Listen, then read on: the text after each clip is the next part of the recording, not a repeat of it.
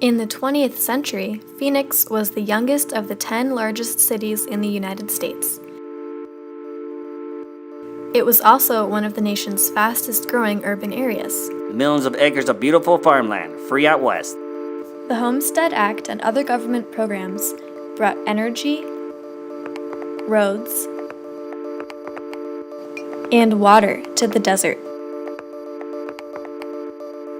The city grew after the Roosevelt Dam started supplying water, energy, and flood control to the residents. Residents and businesses used 25% of energy on air conditioning in the hot desert climate. That's 4 times the national average of 6%. Citizens' desire for cheap electricity spurred lawmakers to authorize the construction of the Palo Verde nuclear generating station. Today, citizens rely largely on airports as the gateway to Phoenix. Cars are the way to get around in Phoenix, and tax dollars from tourists pay the way for highway expansion. Arizona tourism is the state's second largest industry, employing more than 160,000 residents. The economy grew as developers constructed large-scale, low-density, private developments such as houses, shopping centers, and industrial parks. Motorola was one of the first corporations to relocate their headquarters to Phoenix. By the 1970s, contaminated waste emanating from the Motorola plant had made its way into the groundwater in the Garfield neighborhood and beyond. The past few days, we've all been concerned about breathing dust from all of the wind lately. But in some valley neighborhoods, there's something rising up through the soil that has residents and health experts worried.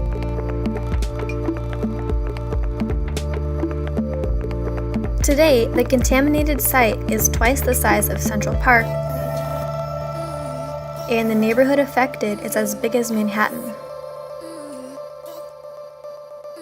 The population of local neighborhoods surrounding the site decreased over 10% in the last 10 years due to limited investment in the cleanup of the contaminated groundwater.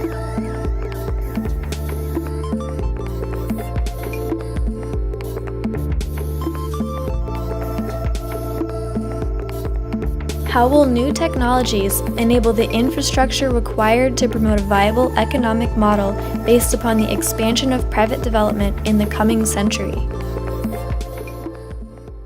What is the future impact of technology on the urban growth of Phoenix?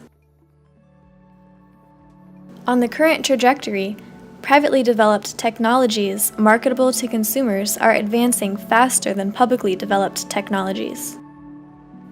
For example, while the U.S. Postal Service is on the brink of bankruptcy, privately owned shipping companies such as UPS are employing cutting-edge technologies that continue to increase their success and position in the marketplace. In Arizona, community pundits such as Grady Gamage recognize this trajectory. And they know that we have weak public employee labor unions and we like to privatize things, so they assumed Arizona would be at the forefront of public-private partnerships. But of course we're not. Why? Because you need a public sector to have public-private partnerships. Because we don't trust the public sector to be competent enough to negotiate with the private sector to have a public-private partnership. We just want a private-private partnership. If private-private partnerships continue, then future urban infrastructures will be created by the private developers' ability to create marketable technologies more effectively than government agencies. If public funding continues declining and private companies create advanced technologies, then what impact would this have on the urban form of Phoenix? We already see examples of large private corporations controlling the urban growth of Phoenix. Companies are taking advantage of low land costs for their campuses, safe neighborhoods for employee housing, and easy access to airports for executives. The Garfield neighborhood experienced a steep decrease in land value due to the contamination by Motorola. Ironically, this area is now a prime target for a large corporation to redevelop due to its proximity to significant infrastructure, including Phoenix's Sky Harbor Airport. In a desperate attempt to remediate the groundwater in the Gateway neighborhood, government agencies could entice corporations to acquire large contaminated land areas and privately redevelop sections of the city on the condition that they use nanotechnology for remediation. These corporations investing in the Garfield neighborhood in addition to deploying advanced technologies, are radically reinventing the culture and lifestyle between workplace and community. Google provides dry cleaning, transportation, kitchens, daycare, and entertainment to keep their employees working 24/7. These tech campuses are increasing in scale to the size of small cities. The new Facebook headquarters unfolds the conventional office park into a sprawling single-story urban carpet covering multiple city blocks. A canopy creates the massive interior that blurs the boundaries between work, live, and play. In 2050, the new corporate lifestyle center guarantees security and workplace performance by taking the form of a vast urban building. 750-foot diameter parasols cover the new corporate neighborhood. The towers of the canopy are organized into a grid system that creates a walkable community and provides injection points to remediate the groundwater. The existing neighborhood becomes isolated by the corporate campus.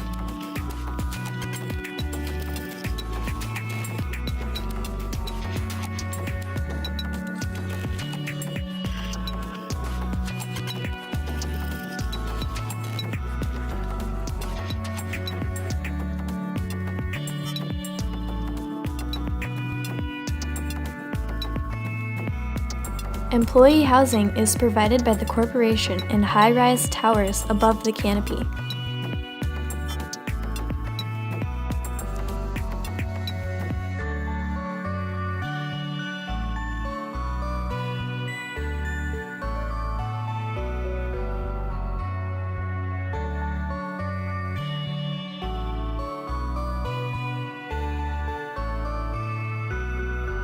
Each tower is surrounded by a private landscape that provides leisure amenities for its corporate citizens.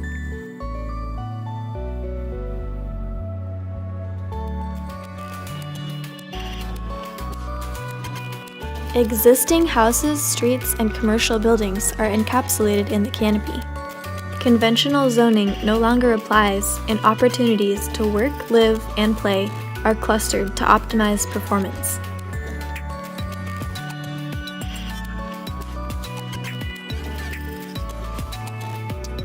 With everything owned and maintained by the corporation, workers are not distracted by menial chores like washing dishes, mowing lawns, or fixing things around the house. Freed from housework, workers focus entirely on their jobs and leisure time. This creates a creative environment that encourages informal work around the clock.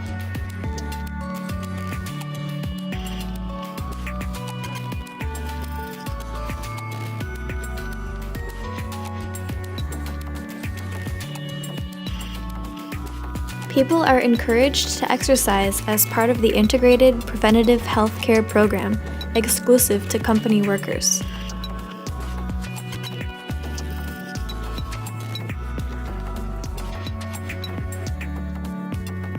Outsiders are permitted in designated shopping areas owned and operated by the corporation.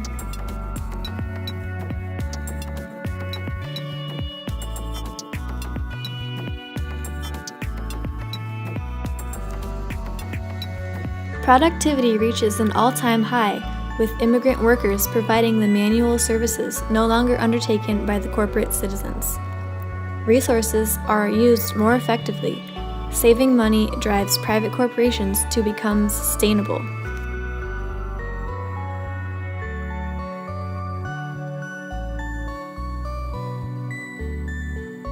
Digital gateways and biomarkers ensure that outsiders are not a security risk to residents. Immigrant workers who live nearby in single-family houses provide custodial services. Advances in privatized technologies result in a divide between well-paid, high-tech communities created by large corporations and low-density, low-paid service sector workers living in unimproved urban areas. Alternatively, what if advances in technology are used to develop and improve new public infrastructures that revitalize existing neighborhoods? Public infrastructure investments are supported by citizens using technologies such as social networking and collaboration tools to create new networks. We admittedly have a challenging geography, but the way we dealt with our challenging geography was through collective action, was through making decisions as a citizenry about how to spend money to build infrastructure to make it possible to live here. That has been the central binding ethic of this place. How do you as a society act in a way that is resilient and adaptable to the challenges that face you? Citizens have the ability to influence and construct their own environments.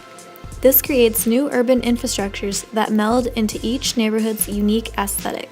Building upon Phoenix's history of neighborhood organizations, local and federal agencies and grassroots organizations collaborate to reinvent the urban form of neighborhoods. Indian Bend Wash Greenbelt Flood Control Project is a shining example of a solution that was born out of citizen concern and involvement. In 1997, more than 60 property owners along the corridor formed the 7th Avenue Merchants Association and began to lobby the city of Phoenix to create a redevelopment strategy that could restore value to their properties and businesses. The Weed and Seed Program is a Garfield community program run in collaboration with the federal government. The city of Phoenix began its targeted efforts to improve the quality of life when it selected Garfield in 1993 as one of 5 neighborhood initiative areas. Nationally, grassroots organizations are radically transforming the previously undesirable urban infrastructure into thriving communities.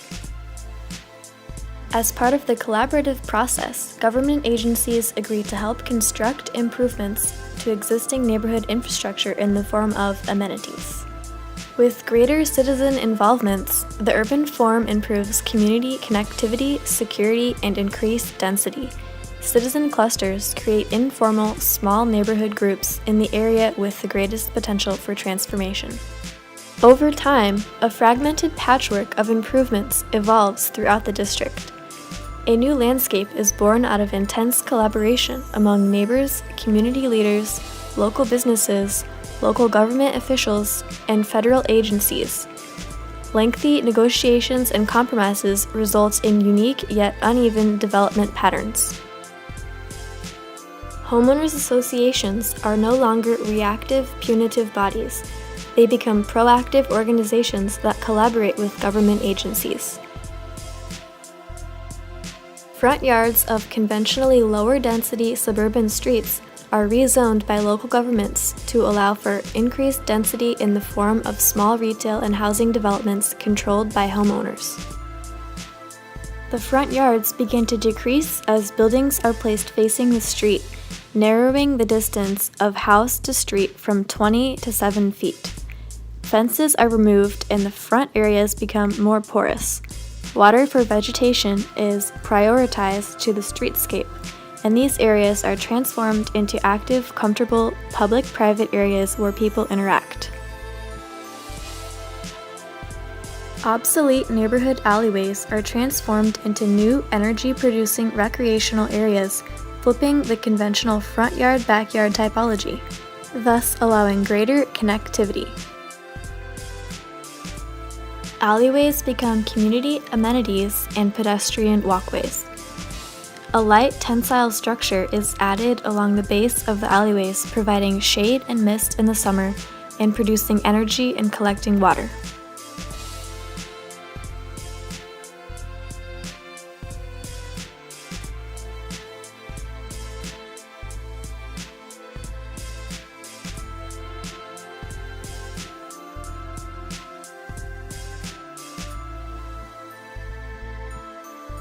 Residents are connected to other local cities by the public transportation system, which connects to regional rail and airports. Houses produce energy and continue to be the hub of family life. Streets are changed into an organic street pattern with vegetation and informal public spaces dictating circulation. The surfaces are interactive and informative for community efficiency.